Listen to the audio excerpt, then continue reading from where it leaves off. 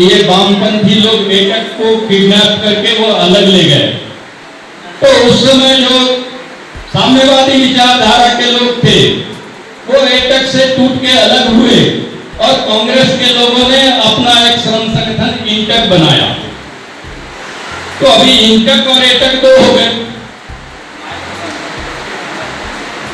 अब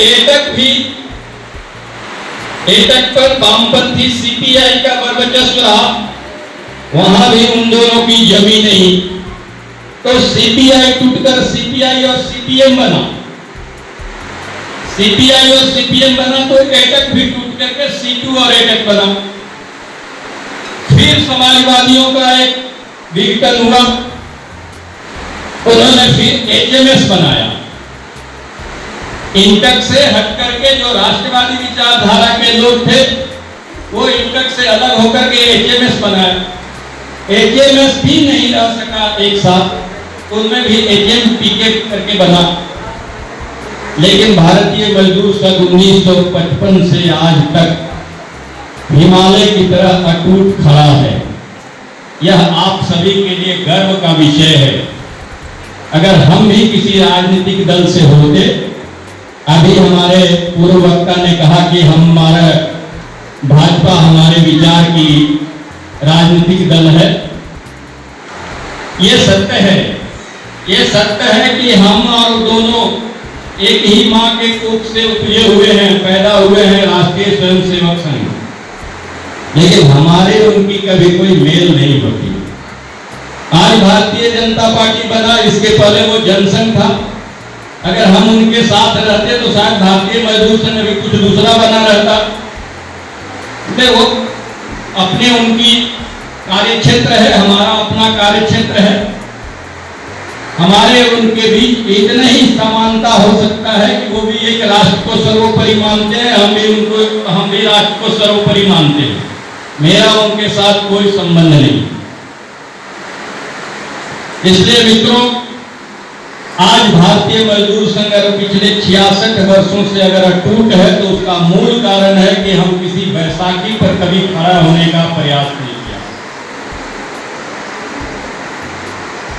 और इसके संस्थापक अभी हमारे गंगा बाबू बोल रहे थे, जब इसकी स्थापना हुई 1955 में, तब हमारा न कोई कार्यालय था, न हमारे पास कोई कोष था, न हमारी कोई सदस्य था। उन्होंने ठीक बताया कि मीडिया के मित्रों ने दत्तोपंत जी से पूछा कि आप राष्ट्रीय स्तर का केंद्रीय श्रम संगठन की घोषणा आप भोपाल में कर रहे हैं, आपका न कोई सदस्य है, न आपका कोई कार्यालय है, न आपका कोई कार्यकर्ता है। उन्होंने कहा कि बिल्कुल नहीं, अभी मेरे पास कुछ भी नहीं है, सदस्य एक हमारे पास है। वो कौन सा सदस्य है? तो भगवान विश्वकर्मा को भारतीय मजदूर संघ ने अपना प्रणेता माना है। भारतीय मजदूर संघ का ही नहीं, इस पूरे विश्व का, इस पूरे ब्रह्मांड का अगर आर्किटेक्चर कोई है, कोई निर्माता है, तो भगवान विश्वकर्मा है, जिसको हम भगवान के रूप में स्वीकार करते हैं। इसलिए भारतीय मजदूर संघ को तब प्रेस के लोगों ने मजाक उड़ाया था कि जब आपके पास कोई नहीं है तब तो ये कोई पागल ही इस संगठन को चलाएगा। और मित्रों, वास्तविकता है कि आज अगर ये संगठन चल रहा है तो आप जैसे पागलों के भरोसे ही चल रहा है। इस हॉल में आप बैठे हो, पीछे आप नजर दौड़ा कर देखें, यहाँ कई बड़े बड़े उद्योग हैं, आईओसी, एनटीपीसी, फर्टिलाइजर, क्या क्या होगा, राज्य कर्मचारी होंगे। आप पलट कर देख लें, अगर इस हॉल में 90% अगर संख्या है तो असंगठित क्षेत्र की माताओं और बहनों का संख्या है। ये पागलों का ही संगठन है, ये चतुरों का कभी संगठन नहीं रहा। जिन्हें चतुराई करना, जिन्हें ऐसा लगता है कि भारतीय मजदूर संघ में हमारा कोई लाभ होगा, यहाँ लाभ कुछ भी नहीं है मित्रों। ये सब जितने लोग इसमें लगे हैं सबको पागलपन है। पागलपन किस बात का है? पागलपन हमको इस बात का है, इस राष्ट्र को मुझे परम वैभव पर ले जाना है। जय जाएगा नहीं जाएगा मुझे भी नहीं मालूम, लेकिन हमारे जुनून सवार है। आप भाई बहनों को जुनून सवार है। इस गर्मी में आप बैठे हो केवल यह जानने के लिए कि हम कैसे संगठन में हैं, मुझे भविष्य में क्या करना है। इसलिए होना चाहिए कि हम वहाँ एसी में जाकर सोएंगे और महीने का 1 लाख रुपया मुझे मेरे पॉकेट में सैलरी मिले आना चाहिए। इसलिए सरकार उद्योग जहन्नुम में जाए, ये देश जहन्नुम में जाए, मुझे 1 लाख रुपया सैलरी मिलना चाहिए बिना काम किए। भारतीय मजदूर संघ ने कहा कि श्रमिकों का राष्ट्रीयकरण होना चाहिए। श्रमिकों का राष्ट्रीयकरण अगर होगा, श्रमिकों के बीच हम राष्ट्र भावना को अगर जागृत करेंगे तो हमारा उद्योग भी खड़ा रहेगा, हमारा राष्ट्र भी खड़ा रहेगा। कोई भी ऐसा दुनिया का कोई भी ऐसा देश नहीं है जहां की बिना मजदूरों के राष्ट्रीयता के कारण, आप चाइना कम्युनिस्ट कंट्री है, आप बगल में जाकर देखिए, वहां के मजदूरों की हिम्मत नहीं है कि सरकार के विरुद्ध कुछ बोल सके। आज आपको इस लोकतंत्र में आपको यह अधिकार प्राप्त है कि आप सरकार को रोज नरेंद्र मोदी को आप गाली देते हैं। इसलिए भारतीय मजदूर संघ ने मजदूरों में राष्ट्र भावना जागृत करने का उद्देश्य को लेकर चला। आज हमारा यह सफल प्रयोग रहा। आप सब पुराने कार्यकर्ताओं को ध्यान में होगा, जब रेलवे का जब हड़ताल हुआ था 74-75 का दिन याद कीजिए, 25 दिन का वो हड़ताल था, तब हमारी रेलवे में कोई यूनियन नहीं थी। इंदिरा गांधी जी की सरकार थी। ये HMS और वामपंथी यूनियनों के लोग, आपके ध्यान में होगा, रेल के डब्बे जला रहे थे, रेल के लाइन उठा रहे थे, अपने अधिकार और अपने हक के लिए केवल। उन्होंने राष्ट्रीय क्षति को कभी ध्यान में नहीं लाया कि यह रेलवे जो है राष्ट्रीय संपत्ति है।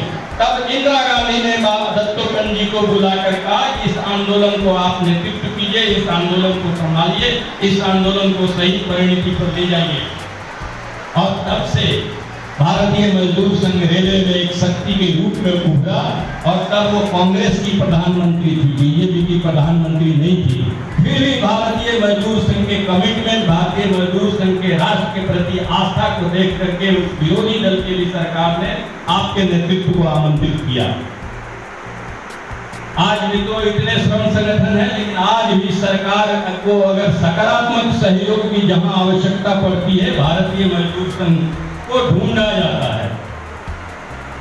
अभी कोरोना काल, इस आपदा में आप सभी लोग सड़क पर उतरकर, जब कोई पॉलिटिकल पार्टी, कोई NGO, कोई श्रम संगठन की हिम्मत नहीं हुई सड़क पर उतरने के लिए, आप जान हथेली पर लेकर के आपने सेवा कार्य किया।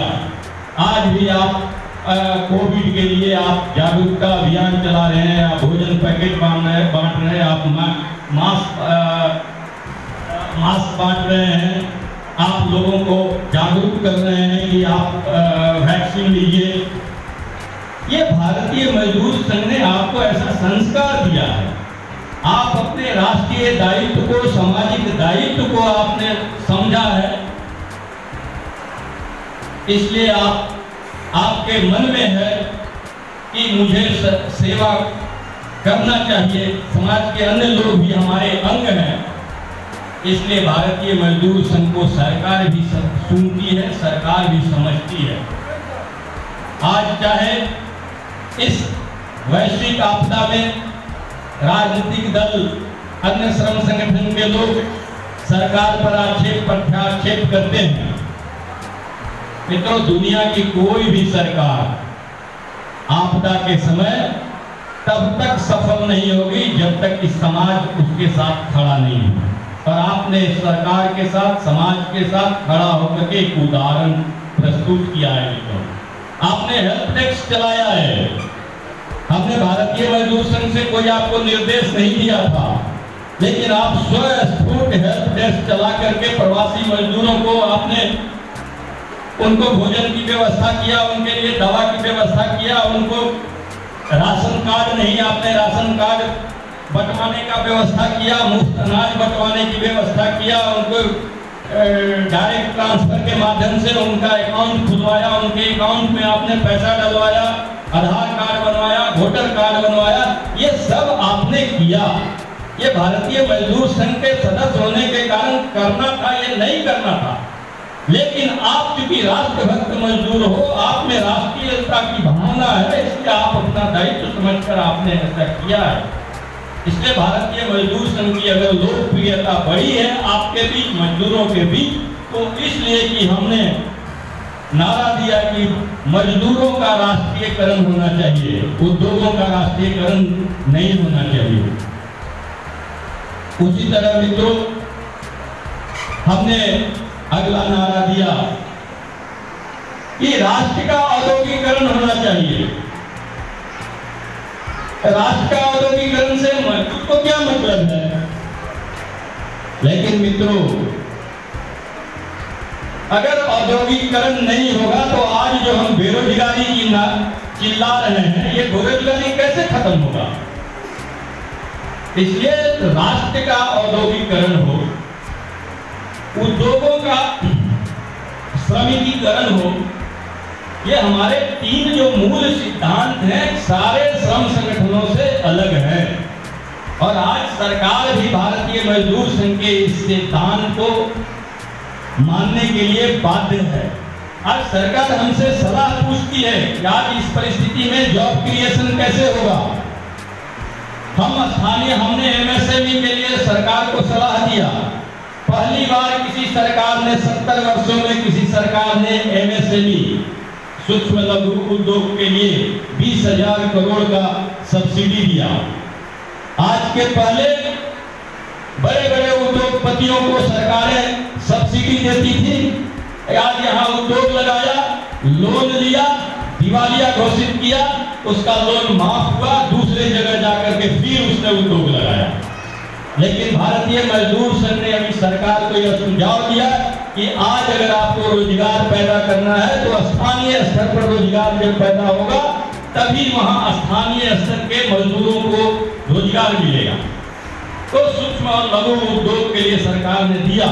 ये पहली बार किसी सरकार ने लोकल क्लस्टर बनाया। बिहार में भी दरभंगा में भारतीय मजदूर संघ ने सुझाव दिया कि मखाना पैदा होता है, इस मखाने का मार्केटिंग नहीं है, इस मखाने का यहाँ होने पौने दाम में बिकता है, यहाँ आम है, लीची है, अगर हम इसको बाजार उपलब्ध कराएंगे तो यहाँ के लोकल लोगों को रोजगार भी मिलेगा और सरकार को भी फायदा होगा।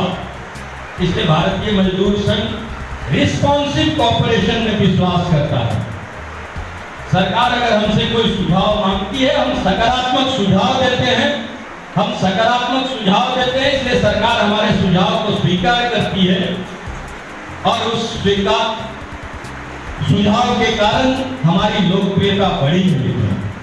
आज इस कोविड काल में बड़े बड़े हॉस्पिटलों में आपको बेड ऑक्सीजन नहीं मिलता था। भारतीय मजदूर संघ ने पहल करके ये ईएसआई हॉस्पिटल, अभी आपके जिला मंत्री ने बताया कि यहाँ ईएसआई हॉस्पिटल तुरंत होगा, इधर तुरंत होगा, अगर नहीं होता है तो आप उसको केंद्र को भेजिए। ईएसआई हॉस्पिटल के माध्यम से अभी मजदूरों को उनको बेड नहीं मिलता, ऑक्सीजन नहीं मिलता, दवाई नहीं मिलता और आज भी शायद वैक्सीन नहीं मिल रहा है। भारतीय मजदूर संघ ने पूरे देश के स्तर पर आवाज उठाया कि ईएसआई हॉस्पिटल की डिस्पेंसरी नहीं खुलती है, डिस्पेंसरी को खुलवाओ, डिस्पेंसरी के माध्यम से गांव देहात के मजदूरों को वैक्सीन उपलब्ध कराओ। और सरकार ने इस विषय को स्वीकार किया और आज अभी नए श्रम मंत्री ने सभी ईएसआई डिस्पेंसरी को निर्देश दिया है और 75% वैक्सीन राज्यों को मिल रहा है। बाकी एंटी नेशनल असामाजिक तत्वों ने इस वैक्सीन के प्रति कितना दुष्प्रचार किया मित्रों, हमको किसी सरकार ने नहीं कहा, लेकिन आप सबों ने वैक्सीन के प्रति जागरूकता अभियान चलाया। हम समाज के प्रति जिम्मेवार हैं। अगर हमने आज प्रवासी मजदूरों को सेवा किया, वो इसलिए नहीं किया, किसी से हम ये नहीं पूछते कि आप भारतीय मजदूर संघ के सदस्य हो कि नहीं हो। वह मजदूर है, वह पीड़ित है, इसलिए हमारा धर्म बनता है उसका सेवा करने के लिए। हम मित्रों केवल गीत नहीं गाते, शोषित पीड़ित दलित जनों का भाग्य बनाने वाले हम केवल गीत नहीं गाते, हम करके दिखाते हैं। इसलिए आज भारतीय मजदूर संघ मजदूरों के बीच लोकप्रियता हासिल किया है। आपको गर्व होना चाहिए कि आप एक ऐसे श्रम संगठन के आप सदस्य हो जो राष्ट्र के प्रति समर्पित है। और वही कारण है कि चाहे केंद्र की राज्य की कोई भी सरकारें हो, आपको स्वीकार करती है, आपके सुझाव को स्वीकार करती है। लेकिन मुझे मित्रों आज इस अवसर पर गर्व भी नहीं होना चाहिए कि हम इस देश के सबसे बड़े श्रम संगठन के सदस्य हो गए हैं, इसलिए मुझे घर में सो जाना चाहिए, अब मुझे आगे कुछ करने की आवश्यकता नहीं है। आज हमारे सामने कई चुनौतियां हैं, इन सारे चुनौतियों का भी सामना करना हमारे और आपके कंधे पर ही है मित्रों। अभी कई मित्रों ने इस श्रम संगठन को गैर राजनीतिक श्रम संगठन बताया है, लेकिन आप जिस समाज में रहते हैं आपको लगता है क्या, आप बड़े गर्व से कहते हैं कि केंद्र में हमारे विचार की सरकार है, आज अपनी सरकार है। आपको भी अभी अपेक्षा बड़ी होगी कि गिरिराज सिंह जी यहाँ के मंत्री हैं, बीएमएस के हम हैं, हमारे ऑर्डर पर उनको चलना चाहिए। वो आज नहीं सुनेंगे तो कब सुनेंगे? मित्रों मजदूरों की कभी कोई सरकार नहीं होती है, चाहे किसी भी दल की सरकार हो, सरकार की नीतियां पूंजीपति तय करते हैं। अदानी अंबानी कांग्रेस की सरकार हो, भाजपा की सरकार हो, कम्युनिस्ट की सरकार हो, वो उतने ही चैन से उतने ही वो ऐश करेंगे। इसलिए हमें यह भ्रम नहीं पालना